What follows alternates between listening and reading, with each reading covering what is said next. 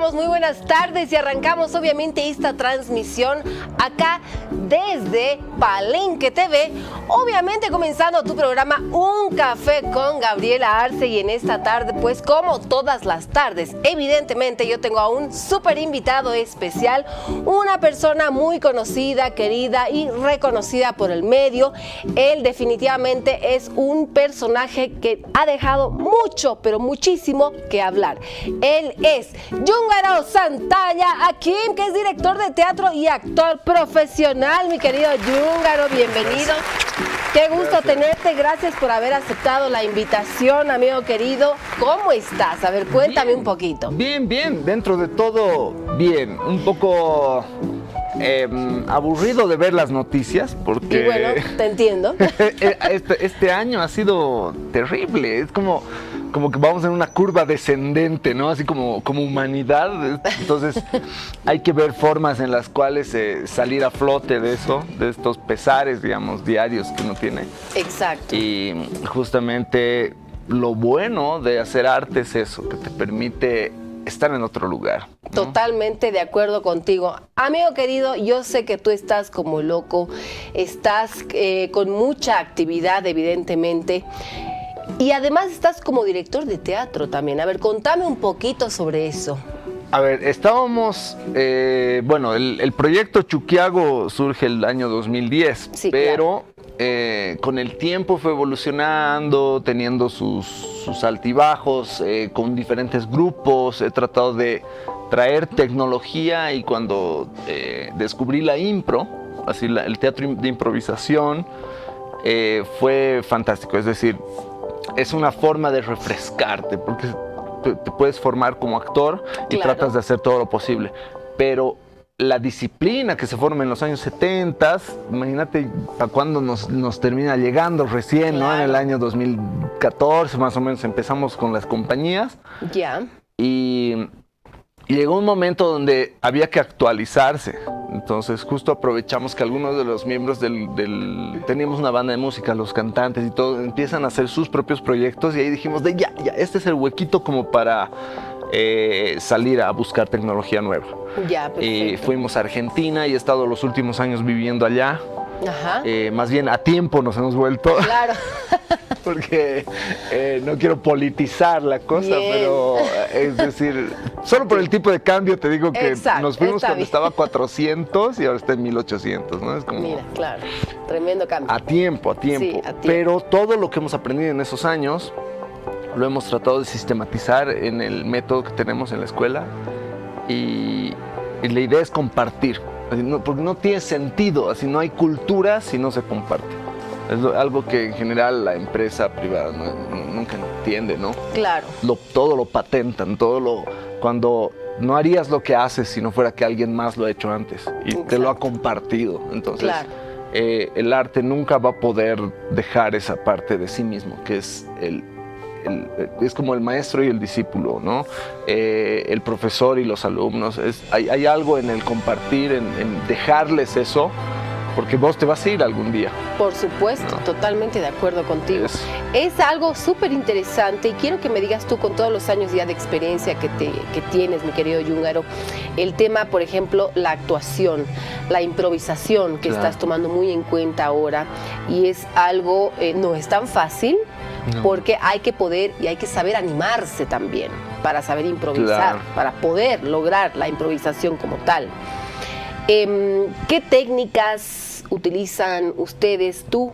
¿Qué técnicas utilizas para poder enseñar, y las estrategias que claro, mantienes para poder enseñar y lograr este objetivo? Al principio teníamos mucho de la escuela americana, que sigue 3 principios, ¿no? Aceptar, construir y contar, ¿no? Entonces, aceptar básicamente es decir sí a todo, claro, ¿no? Es muy gringo además, ¿no? Sí. Así de decirle sí a todo. ¿Por qué? Porque cuando tú niegas, hay varios niveles en los que niegas. Puedes negar como personaje, ¿no? El personaje agarra y dice, ¿vos has traído? No he sido yo. Eso te lo dice el personaje. Claro. Pero es diferente si lo hace el actor. Y ahí es donde empiezan todos los problemas. Entonces, ellos así en la escuela americana te dicen que tienes que aceptar, porque si te dice, tú has traído, ¿de qué me estás hablando? Así, te acabo de negar toda la escena. Claro. Así, acabo de destruir todo lo que se podría construir. Entonces son principios bien sabios en ese aspecto, ¿no? Ahora, no me ha quedado muy claro, mi querido Yúngaro, ¿no es lo mismo personaje y actor?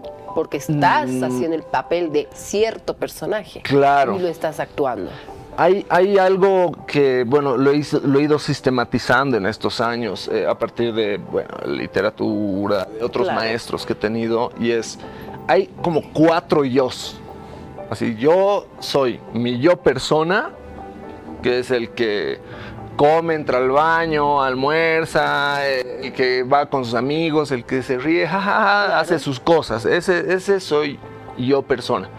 Hay el yo actor, que es el que trabaja de esto. Entonces, el que va al teatro, el que se pone el vestuario, el que va a los ensayos, ese es mi yo actor. Ajá. A partir de que estoy en una compañía de teatro o en un grupo de danza o en una escuela como alumno, claro, soy yo actor. Pero cuando tú entras en el personaje, no puedes ser tú. Por 2 razones. Una, mi yo actor, mi yo persona, no pueden ser mi personaje porque lo estaría contaminando.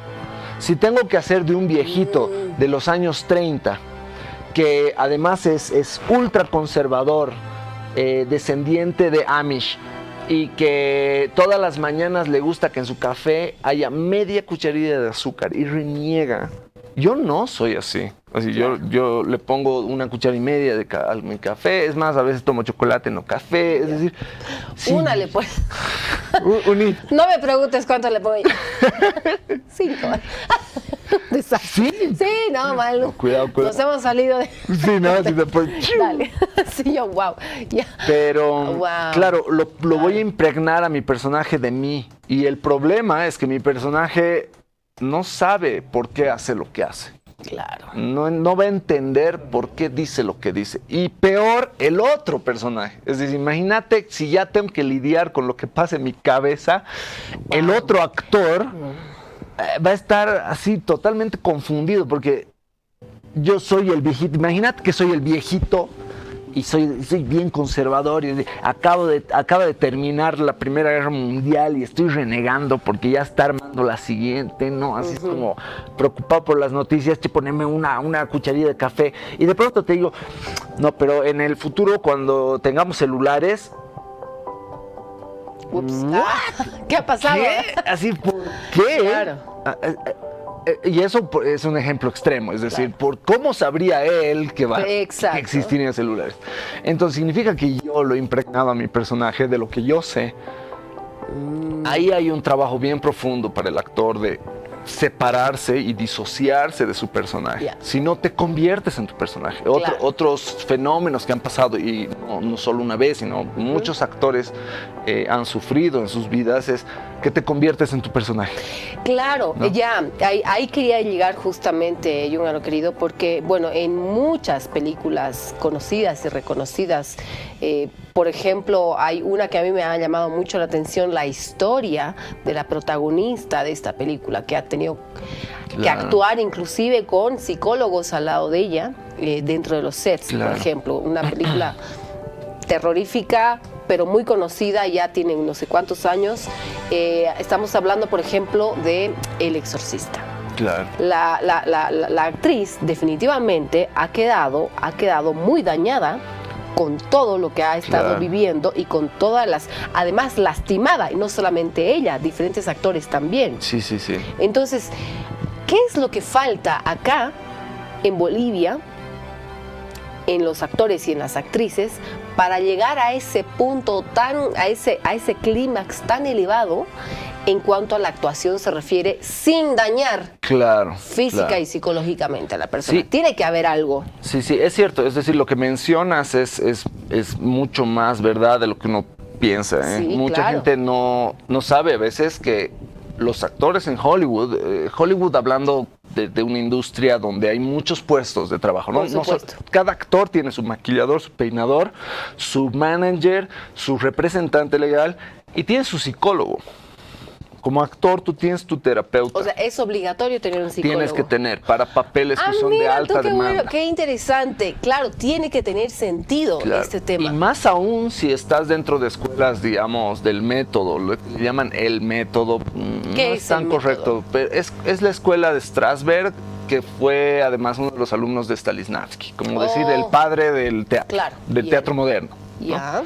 Entonces, ¿qué te dicen? Si quieres hacer de indigente, tienes que experimentar la vida del indigente, ¿no? Entonces, hay que hacer investigación de campo, claro, al 100%. Pero está lleno de mitos, en cierto sentido, porque no es que si yo voy a ser de un acosador sexual, no voy a empezar a acosar sexualmente a todo el mundo para entrar al personaje. Entonces, claro, pero hay que estudiar el comportamiento del ser humano. Pero luego no solo estudias, sino que además empiezas a adoptar, en esa disociación empiezas a adoptar los caracteres del personaje. Empiezas a hacerte a ti mismo y empezar a desarrollar cómo se mueve, cómo hace, es decir, muchas facetas. Cuando empiezas a sumergirte dentro de ese trabajo actoral, es bien complicado porque se empieza a borrar esa línea que te define a ti mismo. Porque además tú te defines a partir del otro. Y si el otro en la escena te trata como a la otra persona, tu definición de ti mismo empieza así a diluirse. Entonces se hace todo un trabajo para entrar en el personaje y todo un trabajo para salir del personaje. Bien, me encanta lo que me estás comentando, amigo querido, y ahí me gustaría volver a la pregunta. ¿Qué falta aquí en Bolivia? Porque aquí en Bolivia creo que no se trabaja de esa manera. Es que acá en Bolivia lo que falta es definir mejor los conceptos. Por ejemplo, teatro popular boliviano. Ya. ¿No? El teatro popular boliviano para nosotros es teatro popular boliviano. Pero cuando uno lo empieza a analizar y ve de dónde viene, venía del teatro de corral que evolucionó hacia el grotesco, y el teatro que hacemos es una especie de mezcla entre el grotesco, no grotesco por feo, sino el grotesco es un tipo de teatro donde el personaje está tan sobredimensionado en algunas partes que se vuelve en una especie de forma grotesca, ¿no? Yeah. Por ejemplo, un renegón es muy renegón. Cuando grita muy fuerte, ¿no? Es decir, ese es el género del grotesco. Entonces, y luego tienes además la otra vertiente que es del teatro del romanticismo, donde la forma de hablar, ¿no? Esos personajes donde son muy elocuentes y muy formalistas. Entonces, tienes la obra digamos, más conocida dentro de esos géneros, Me avergüenzan tus polleras, digamos, basadas en obras literarias, donde los elencos que las han hecho fantásticamente, pero muy pocos de los actores jóvenes saben a qué género incluso pertenece, el código en el que están actuando. Claro. Al no conocer el código, al no conocer el género de la obra y al no tener suficientes herramientas, el problema está en que ¿cómo puedo yo llegar a tener incluso el trabajo de entrada en personaje? Entonces soy yo nomás, ¿no? Soy yo nomás, así encajo en el personaje. Y ahí algunos cineastas y algunos no aceptan que también ha sido culpa el cine. Es decir, el cine, por necesidades especialmente económicas, empezó a usar al no actor.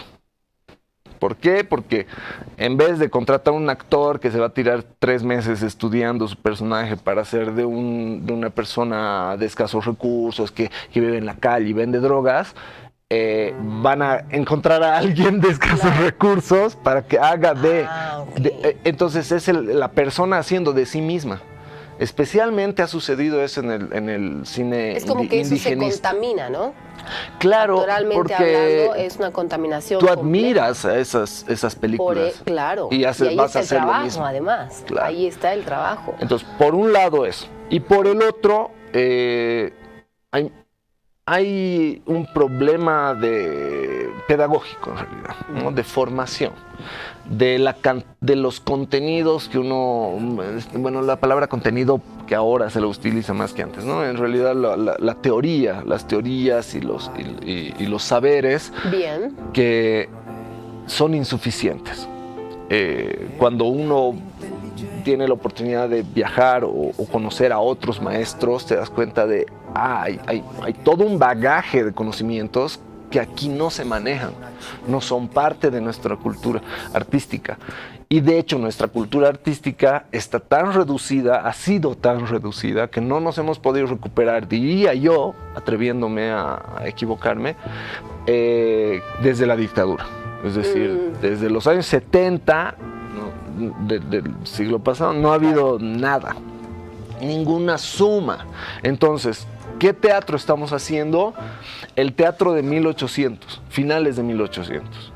No hemos llegado todavía como sociedad en su conjunto, como expresión teatral boliviana, exceptuando el cine, al teatro moderno. Seguimos haciendo el sketch con teatro del romanticismo. Seguimos haciendo obras de teatro casi como el teatro renacentista del 1500. Claro. Es decir, los personajes, cómo nos movemos, cómo actuamos, sigue siendo clásico. Hay algo sumamente interesante, hablando un poquito sobre lo que es la actualización artística, actoral. Que yo no soy experta, no soy actriz. En alguna que otra me han invitado a participar en una que otra película, pero no es que yo sea actriz. Claro. No va, me encantaría. Pero siempre hay que opinar. Hay que claro. Criticar. Ahora, en cuanto a esta actualización, yo recientemente vi un video donde te mostraban el teatro realista. Es decir, que el público está dentro del escenario, junto con los actores, junto con la escenografía, y está viviendo lo que ellos están actuando. La historia la están viviendo dentro de toda esa organización. Ese movimiento surge más o menos en los años 40, 50. Porque acá no he visto ni siquiera se materializa en los 60, tardó tiempo, es decir, forma parte de vanguardias. Ese tipo de realismo, en realidad no tanto por el código, sino por la ejecución. Es decir, tú vas a hacer la puesta en escena realista. Exacto. Es decir, si va a haber un mueble, es un mueble, no es imaginario, ni tampoco es una alegoría, ni una metáfora. Es el mueble tal cual, entonces es muy naturalista en la cuestión material. Y viene de la influencia de lo performático. Exacto. ¿No? Es como una escuela por ahí. Entonces es performático. Quieres por el performance, por la puesta en escena y la interacción con el público, lo haces parte. Otras escuelas están completamente en desacuerdo con eso, donde te dicen no tiene que haber la cuarta pared, porque una cosa es el personaje y dónde vive y lo que habita, y el actor tiene que hacerlo eso realidad para el espectador, y el espectador debería estar ajeno a eso. Verlo desde afuera, contemplativo. Entonces es una visión más contemplativa. ¿Qué opinas de esto? Habiendo experimentado ambos casos, mi preferencia personal es el contemplativo. ¿Por qué? Porque creo que el público va ahí a divertirse, no a trabajar. Es decir, si voy a ir a un espectáculo donde tengo que pensar... Es que el público no lo toma así. Bueno, yo como público no lo tomaría como un trabajo, porque si no quiero estar ahí y sé que es un teatro donde es totalmente realista y que yo voy a ser parte de su escenografía, pues no voy. Claro, pero si quiero experimentar, no es que lo voy a trabajar. Entonces mucho depende de la intención de la producción, de la intención del director. Es decir, ¿qué quise hacer? ¿Quiero hacer parte al público o quiero que el otro vea al otro sufrir de estar ahí y eso sea lo entretenido? Es como las típicas, ¿sabes qué me imagino? Qué chistoso. No sé, mi forma de verlo, ¿no? No tengo la experiencia, pero como cuando en Halloween vas a las casas de terror.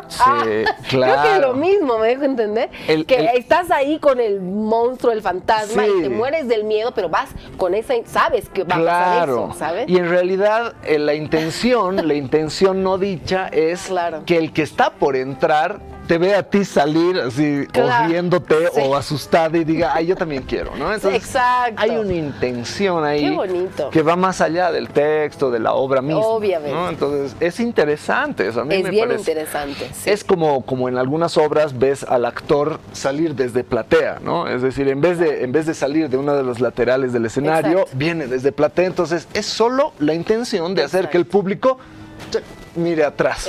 Lo mismo pasa Nada en más. danza. Es exactamente lo mismo en danza. A veces funciona y a veces no. Es decir, cuando el actor o porque no tiene presencia o hace algún error técnico, Claro.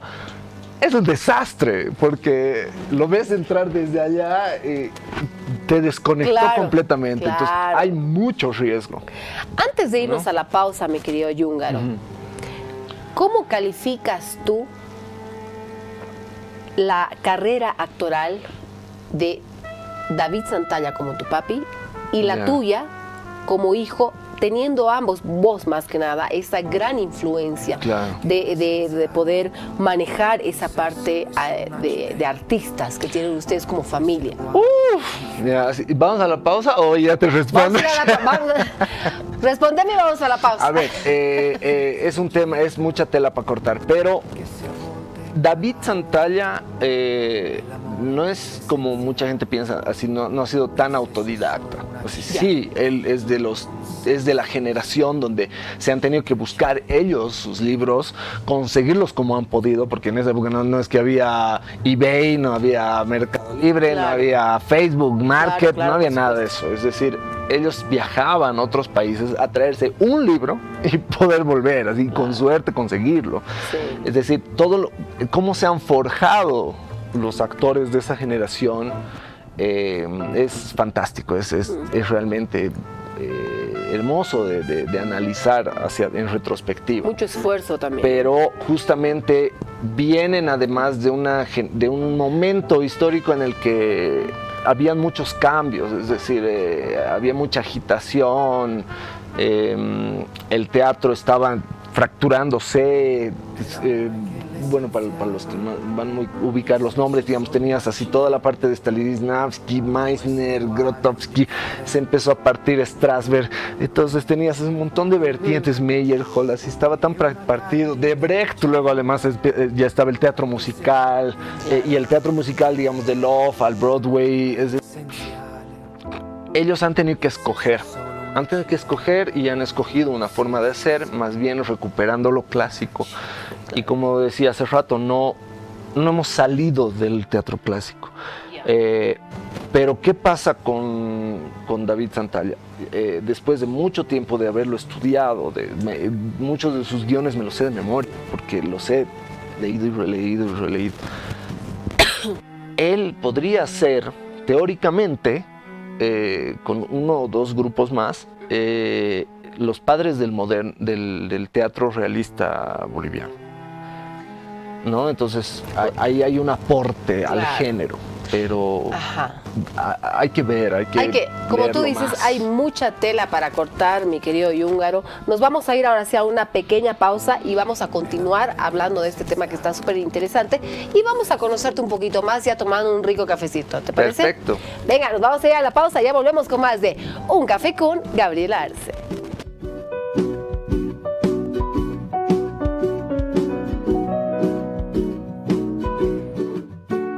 Y continuamos con mucho más acá en Un Café con Gabriela Arce y en esta oportunidad, pues mi querido Yúngaro, estamos acá en la mesa principal del programa tomando un delicioso cafecito para continuar conversando contigo, para que continúes comentándonos un poquito sobre todo lo que hemos estado hablando, esa gran trayectoria actoral que tú tienes y profesional respecto a lo que es la actuación, el teatro, todo lo que estábamos hablando, tu papi, las diferencias que existen. A ver, así para culminar con esa parte, tenemos un material sumamente interesante. Miki, querido, por favor, si me puedes ayudar con este gran material. A ver, explícanos un poquito, mi querido Yúngaro, ¿qué tenemos acá? A ver, el proyecto Chuquiago surge el 2010, Venga. pero empezamos con Santallazos Junior.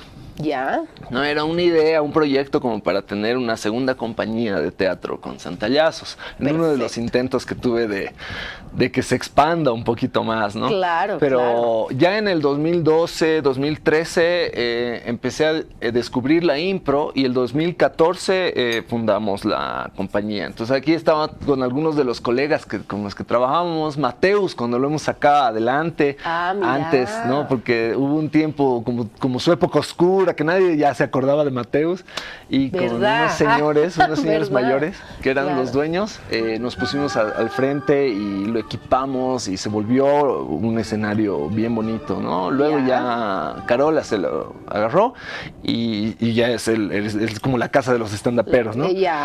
Ahí luego hace un ratito se veían imágenes del Fuerza David, cuando, bueno, a mi papá le dio el ACV y tuvimos que hacer toda una campaña. Hemos tenido más de 80 artistas en 3 espectáculos a nivel nacional. Hemos logrado hacer una buena comunidad. Sí, por supuesto. Y después de eso ya nos empezamos a consolidar con el elenco, ¿no? Entonces teníamos la banda de música, hacíamos los espectáculos, ahí en uno de esos estamos en la UPEA, estamos en la UNSA, hemos trabajado con universidades. Entonces, como grupo, llegamos hasta el 2017. Una parte de los chicos empiezan a hacer su propio proyecto. Yo nunca he sido así exclusivista de, no, eres mío, digamos, ¿no? Sino, yo tampoco soy así que esto está bien. Sí, vayan, así desfóguense. Y claro. Y luego formamos a otra gente, seguíamos convocando a otros artistas. Por ejemplo, hicimos El Amore, que ya teníamos gala de canto lírico. ¡Qué bello! ¿No? Entonces, de ahí, bueno, estábamos con los de Ingeniería Civil, Arielito, Toño, que son parte de la compañía ahora. Uno de ellos es cirujano y es guitarrista. Es bien loco, ¿no? Buenísimo. De Francia, el 2018 llegaron 2 franceses que eran parte de uno de los elencos más importantes de Europa de teatro improvisado y nos enseñaron a hacer match de impro. El match es fantástico porque es como una especie de teatro deportivo. Mira, eso te voy a decir, ¿qué es match day? No, es como teatro deportivo, donde hay reglas y hay un árbitro y todo, ¿no? Ahí estamos con los stand-uperos. Aquí ya nos fuimos a Argentina, justo al finales de 2018 nos fuimos a Argentina y trabajamos con Lucas Sollazo allá en el Teatro El Piso.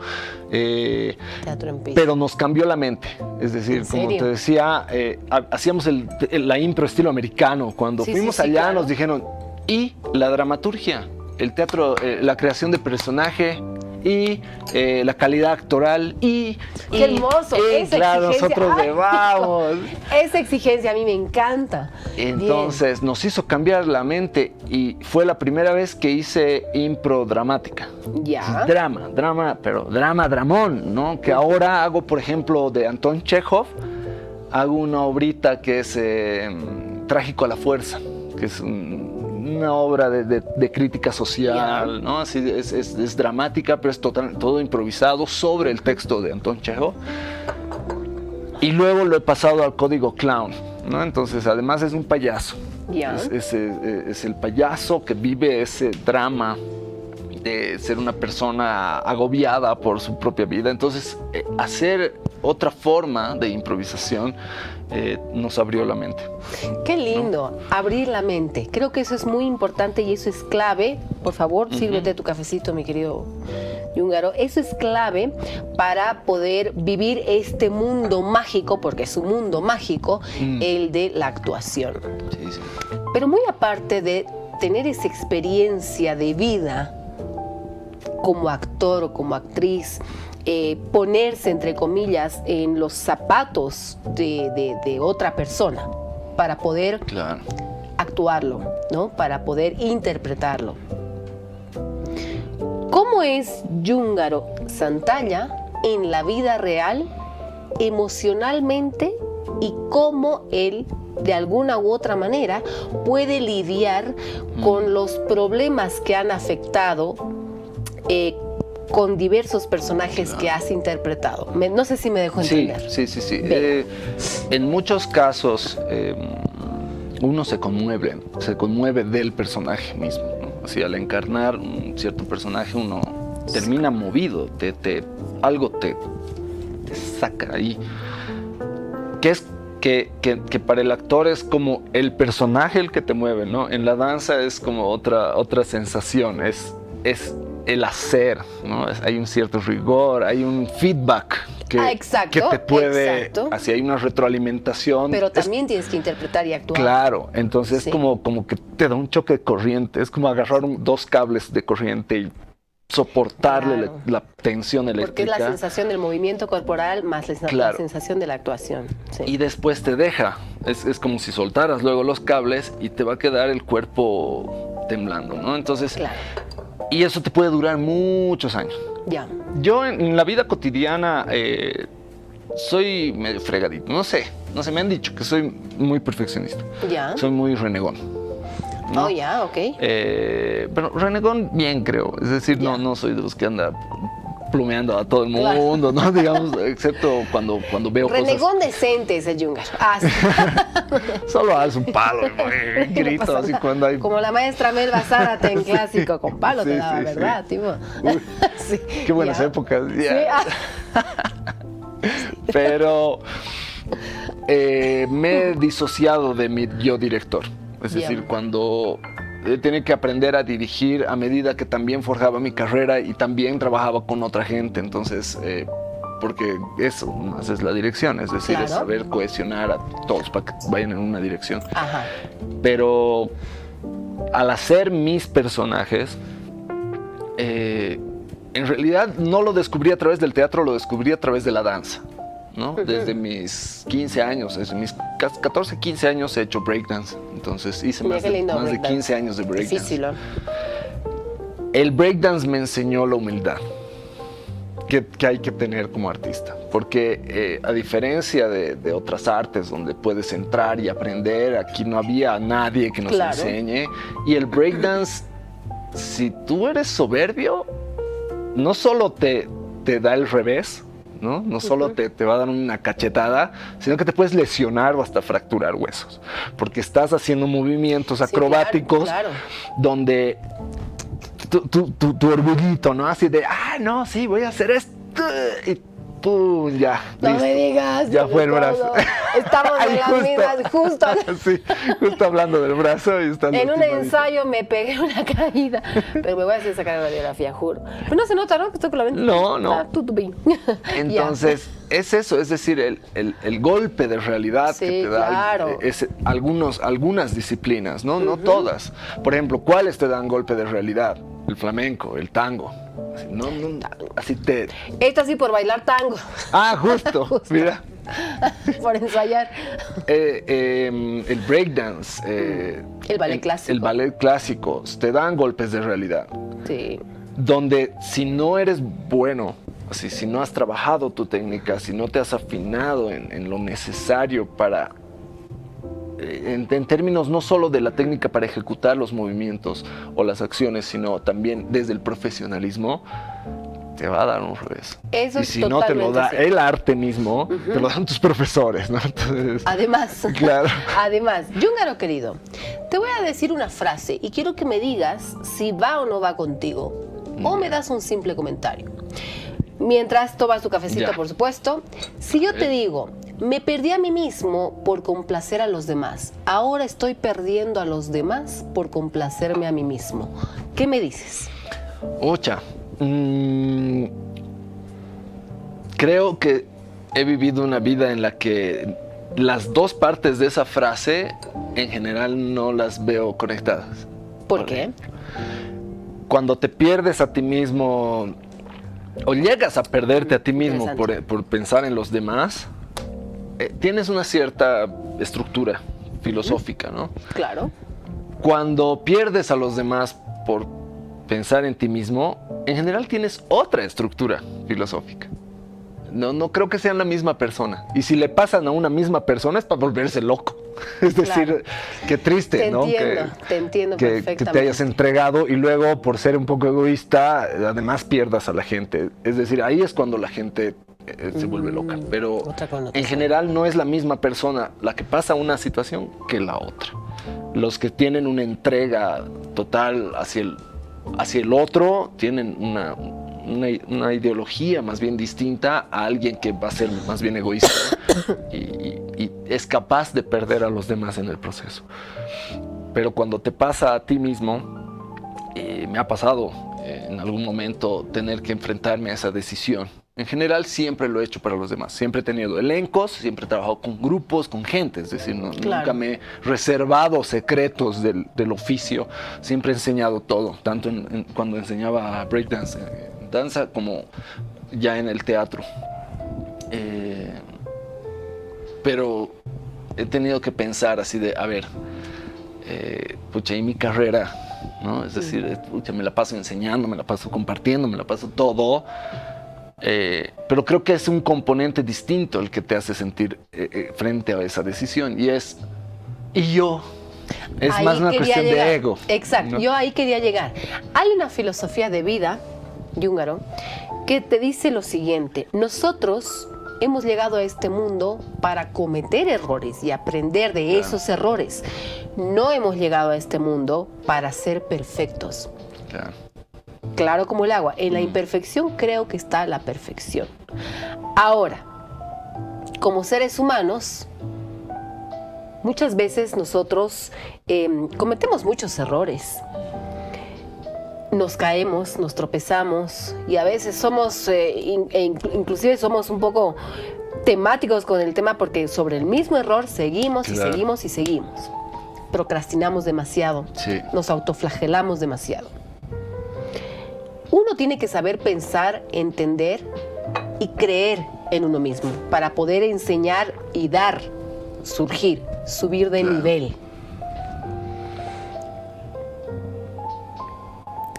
Yúngaro Santalla, ¿a qué le tiene miedo respecto a toda esa experiencia de vida hasta el día de hoy? ¿A qué le tiene miedo? Y si te arrepientes de algo. A ver, voy con los arrepentimientos, porque el miedo siempre se me queda al final. Arrepentimientos creo que no los tengo en el sentido convencional de la palabra, ¿no? De algo que haya hecho, dicho o pensado, de lo que me tenga que retractar, ¿no? Creo que algunos arrepentimientos me vienen más bien por cosas porque soy de una determinada forma. Por ejemplo, compro un equipo de sonido,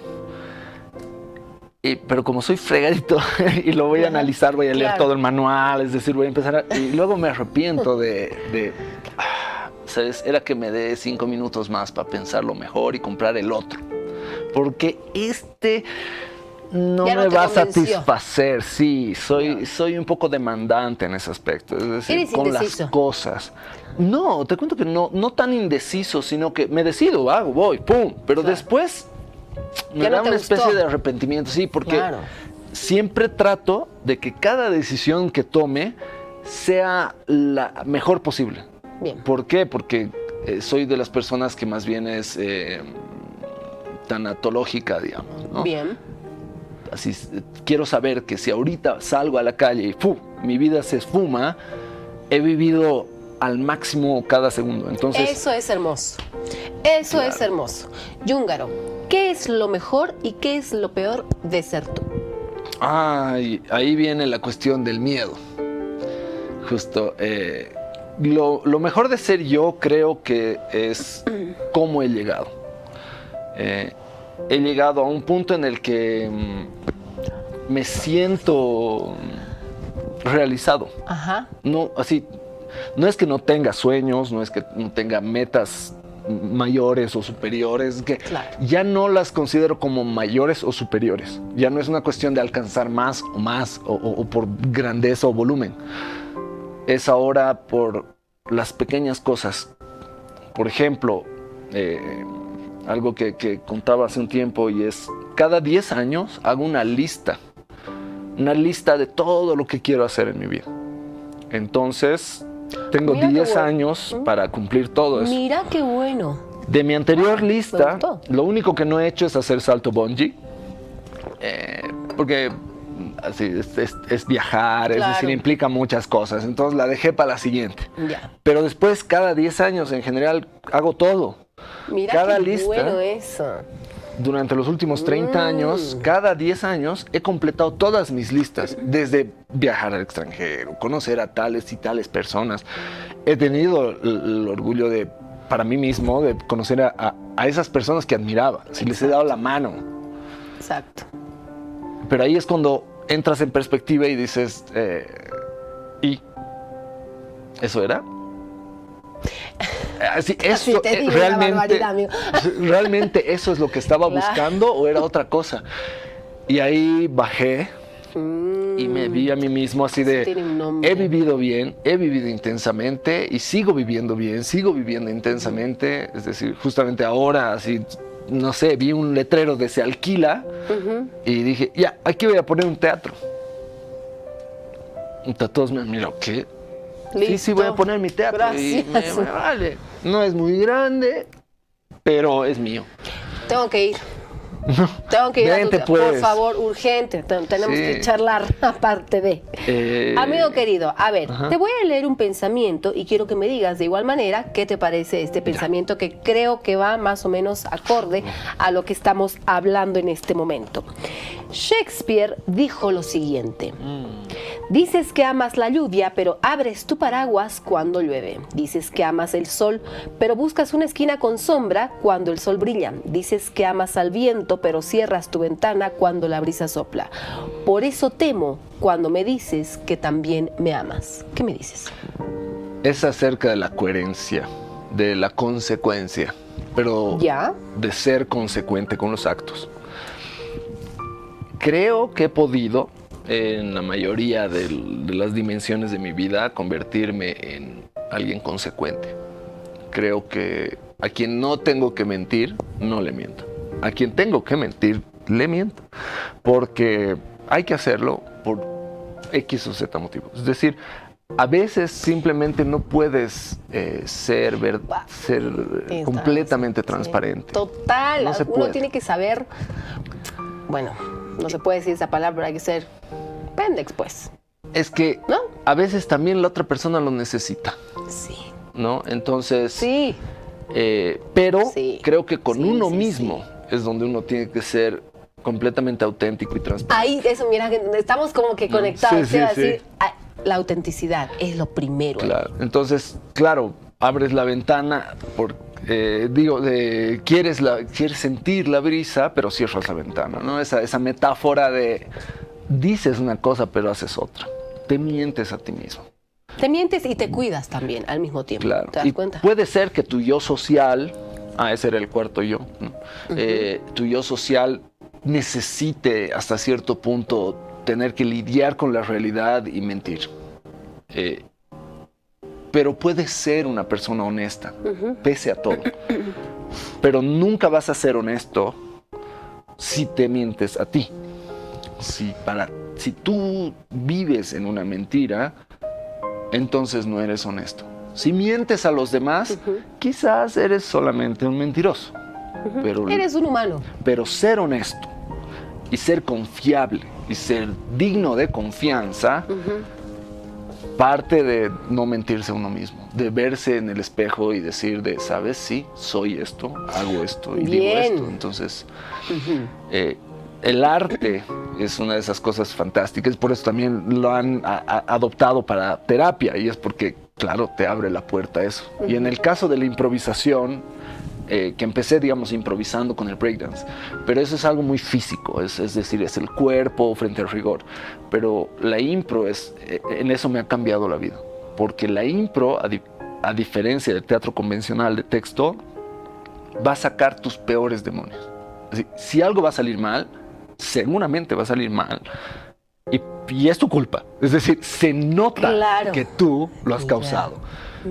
Se nota que porque tú has tomado una decisión y que rara y escasa vez va a ser porque no fuiste consciente de ello. Es decir, la impro en eso te da la bofetada en ese tipo de situaciones. Te muestra que si la escena se fue a Crazy Town, así se fue hacia el mundo de las fantasías, y tú querías hacer una escena seria, ¿no? Dramática, y de pronto saco un jetpack y salgo volando, así.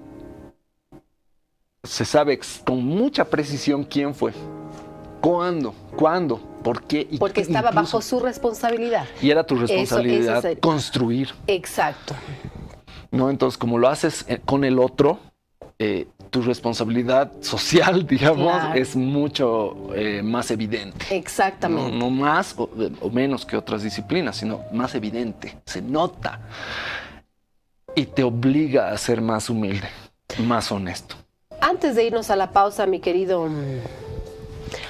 ya se nos está acabando el programa, me quiero morir, no. Yo dije, tenemos un tiempito más, pero bueno, vamos a aprovechar estos minutitos que nos quedan, amigo querido. Me gustaría que me digas lo siguiente. Tú, si supieras que realmente hoy es el último día de vida que tienes, ¿qué te dirías frente a un espejo viendo tu reflejo? ¿Y qué media hora recordarías tú que realmente te gustaría volver a revivirla? A ver, si de pronto en media hora se me va, ya, o incluso en 30 segundos, creo que me diría a mí mismo, a mi yo del pasado,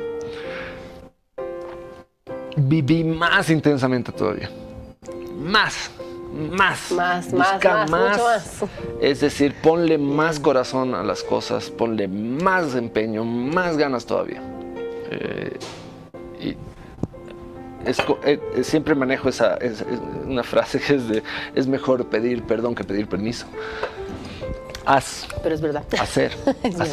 Seguí haciendo. Creo que en realidad me han llevado mis situaciones a momentos como esos, ¿no? De siempre plantearme eso. Salgo en las mañanas, así miro si está por llover o no está por llover, y siempre aprovecho de verme a mí mismo y preguntarme así de, ¿estoy haciendo lo que quería hacer? ¿No? Y la segunda parte era, si tuviera que repetir algo. Ajá, sí, si tuvieras que revivir tu mejor media hora. Mi mejor media hora de vida. Yo me acuerdo que tenía un muñeco que era un Fido Dido. ¡Ay, los Fido Dido! Eran unos muñequitos de Sprite, ¿no? Claro, sí.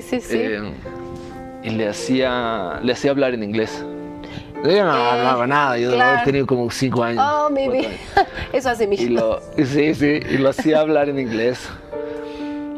Y siempre me voy a acordar de ese momento, porque ahí yo supe para mí que la teatralidad era algo de parte de mi vida. No porque mis papás o los amigos de mis papás me decían ay, es que tu papá también es actor, le vas a sacar el talento. Y luego descubrí de que no es así, no se hereda eso. Yo no soy de los que piensa que es heredado. Te forjas. Es como... Y porque lo sientes, ¿no? Tienes que martillar el acero hasta que tenga forma. Y si tú quieres hacer una forma hermosa, tienes que darle forma con amor. Qué lindo. Ese fue el momento, de los momentos que reviviría. Yúngaro querido, un salud por eso. Me ha encantado charlar contigo. Se nos ha ido el programa, pero te agradezco muchísimo. Qué placer y qué honor tenerte aquí en el programa. Gracias a vos. Más bien, creo que estas son oportunidades que hay pocas, es decir, es muy breve el tiempo en televisión, y a veces con lo efímero del tiempo también son efímeras algunas conversaciones. Exacto. En cambio, esto me ha parecido que uno puede ser uno mismo. Es que esa es la idea. Sí. Por eso el cafecito, entre amigos, charlamos y nos desfogamos. Gracias, mi vida, mucha suerte y mucho éxito en todo. Gracias. Entonces, eres bienvenida, vente pues al Centro Cultural. Voy a ir, urgente, tenemos que charlar. Vamos a estar ahí presentes, y ustedes también tienen que estar presentes para cualquier evento que tengan, cualquier show. Obviamente, pues tenemos acá muchísimo talento, así como Yúngaro, así como mucha gente, muchos artistas, pues tenemos que apoyarnos entre todos. En el siguiente programa también vamos a tener a un súper invitado especial para poder conocerlo, saber cómo siente, cómo piensa y cómo puede analizar algunas preguntas que yo le haga.